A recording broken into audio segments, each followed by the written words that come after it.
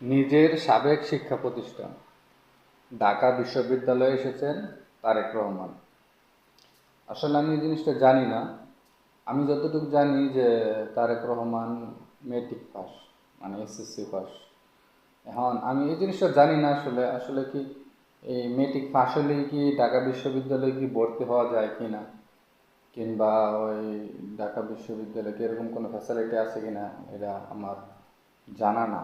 এটা শুধু জানার জন্য, যদি কেউ জানেন তাহলে আমার একটু জানাবেন আর কি কমেন্টে। এই জিনিসটা আমি আসলে সঠিক জানি না যে এরা কতটুক কী আসে, বিষয়ে কীভাবে কী প্রসেসিং, কীভাবে কী হয় আর কি।